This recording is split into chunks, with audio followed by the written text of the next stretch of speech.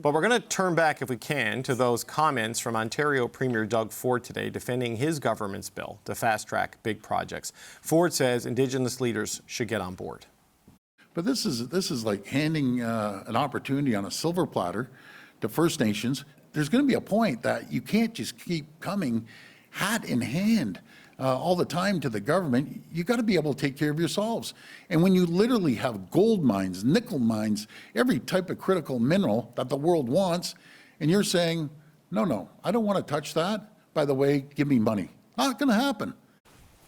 Okay, for some reaction to this, I'm joined now by Nishnawbe Aski Nation Grand Chief Alvin Fiddler. Chief Fiddler, it's good to see you. Thank you for being here today, sir. Thank you. I will admit, I was very surprised to hear those comments from Premier Ford today. I wonder what was your reaction to hearing what Doug Ford had to say?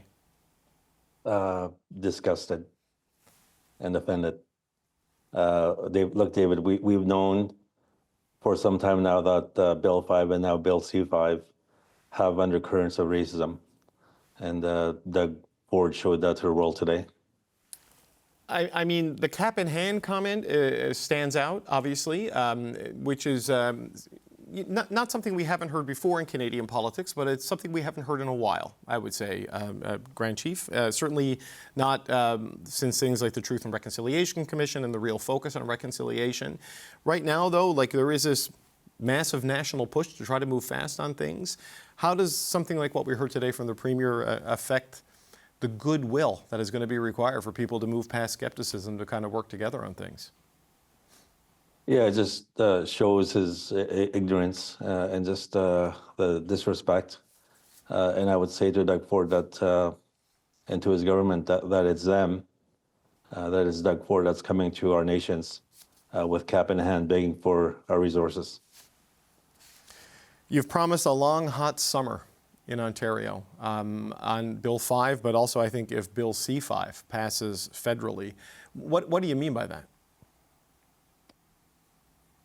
Well, we've been meeting with our nations, with our young people, talking about what is happening in Ontario and now federally with Bill C5 and what they could mean to us and what it their goal to speed up their process and doing away with their treaty obligations and their constitutional obligations to come to our territories and take our resources whenever they want. And we've said no to that our young people are ready to stand and meet with them on the ground and to stop this massive overreach that both these bills represent.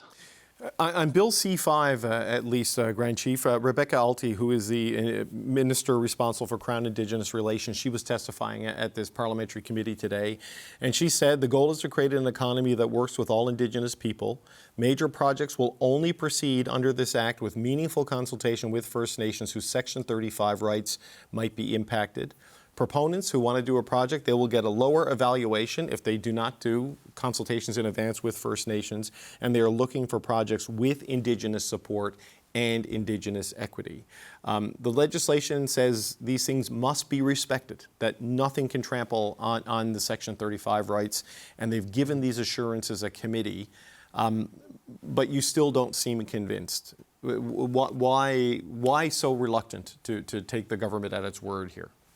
We don't believe them. To put it simply, we don't believe their words. And just to expand on that a bit, when I was in Ottawa, I was in Ottawa with a number of our leadership yesterday, and I spoke at the foyer, and I talked about that our communities are not against creating an economy or to be part of a national economy. We are not against creating, and building community infrastructure or making sure that our communities have access to clean, safe drinking water or housing. What we said yesterday is that we need to be part of these conversations right from the beginning, not after these bills have been developed.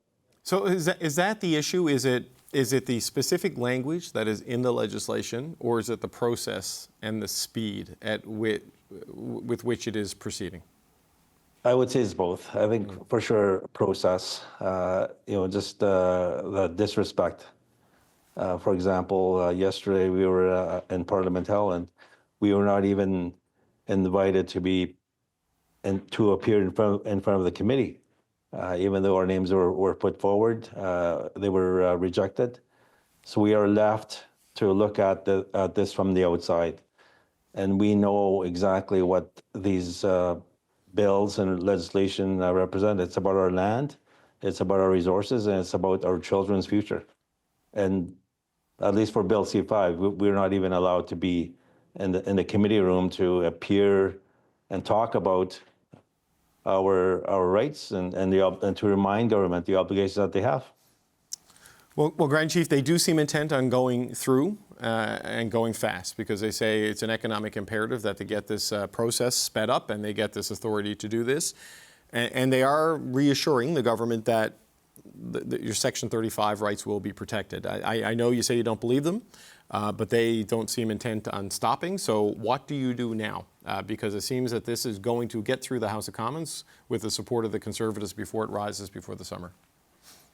Well, we are here. I'm speaking to you from Hiawatha First Nation, and there's a gathering here of leadership from across Ontario, and this is what we're talking about. Both Bill 5 and Bill C5. We talked about that today, and we'll talk about it again tomorrow, to have a discussion amongst ourselves what we should do or what we need to do to ensure that our rights are protected and that no government, whether it's Ontario or Canada, comes to our territory to exploit our lands and our resources without having a respectful and meaningful dialogue with our leadership.